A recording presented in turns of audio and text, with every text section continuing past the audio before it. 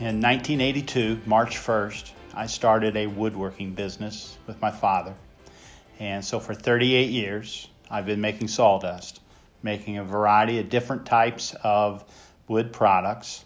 And we're approaching the time when my wife and I are looking to get out of that business and move to something else, give us a little more freedom with our time. And this is a opportunity for us to get away from that, maybe travel a little bit. I could still, quote unquote, work while I'm there, and then have the afternoons and evenings free to explore what we're looking at. I think it was January of 2016, I heard Jay speak on WLW on a session one evening talking about day trading. And I, in fact, put a note in my phone that evening about day trade fun so I could remember it and look it up the next day. And I did, and it piqued my interest. But it did take 4 years for us to get to the point where my wife and I were comfortable with us moving ahead and pursuing learning to flip stocks. I watched the videos that he had on YouTube, the testimonials of various people, and I knew enough that what they were saying, I could believe them without just taking their word. I understood what they were saying because I'd experienced enough of it, not flipping stocks on a daily basis, but what they were saying, I had some understanding of it, and that put me at ease. And I talked with Jay over the course of probably a year with emails, and finally, in February of this year, we joined on. Jay is a valuable resource for me to have. It can be very comforting to have him there as I go through my process. As I've learned from him, I listen to his lessons and get that in, and then I try to put that into practice and go through that process. And it's, even though I had some knowledge of what I was doing, obviously there's still a big learning curve to do that. I started trading in March, and we know what March brought about in the market and in the world. And I made money that first month. I think I was at 80.5% correct winners.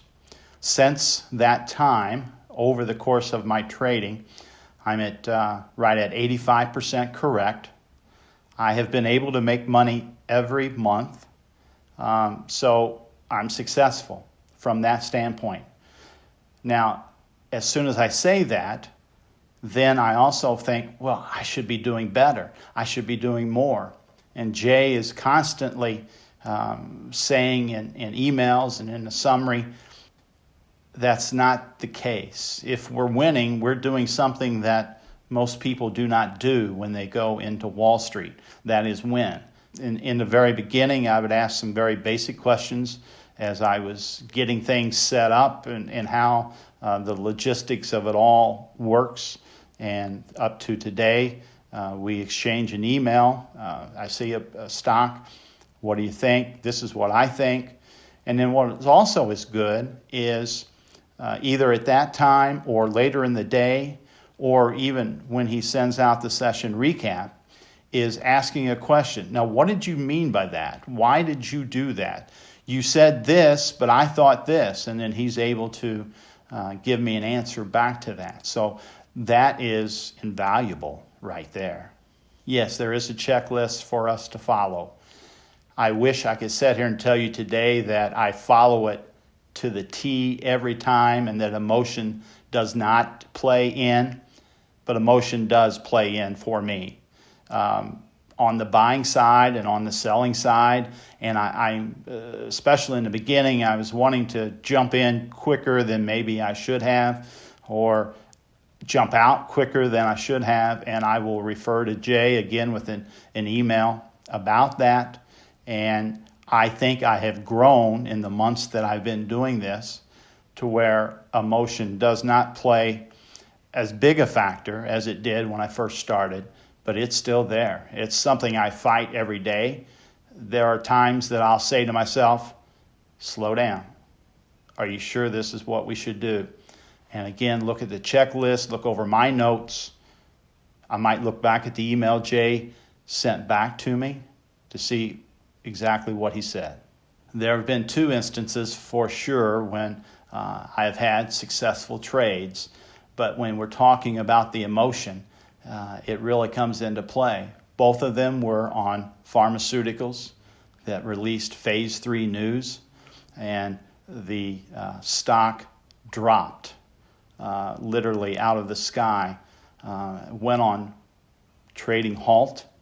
And so at that time, Jay teaches us to look for that when that happens. And when things go on that halt, we, again, refer to our checklist. We know the price.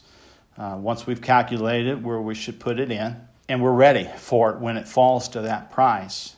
But the first time that happens, the emotions, the heart rate is racing. And then when it hits and you've got it, and then it starts going up, and it goes on trading halt again, and you're thinking, oh my, what am I supposed to do? Well, Jay talks about that various times. So we calmly, hopefully, go to the calculator, we figure what we should do, where we should put in our sell price, do it, and it hits. I've had that happen 2 times for me this year since I've been trading. It's my biggest trades that I've made profit-wise, and it's great exhilaration, and the adrenaline gets flowing, and I'd love to have one of those every day.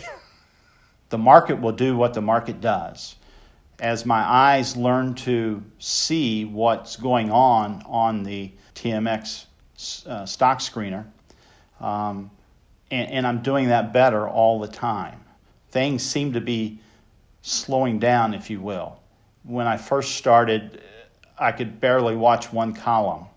Now I'm watching more columns all the time, taking in the information, and it's not so overwhelming to me. So practice and just doing it, repetition, seems to help me extremely well in that. I'm winning, and we as a team are winning. So I've been very happy with the success that I had right from the beginning.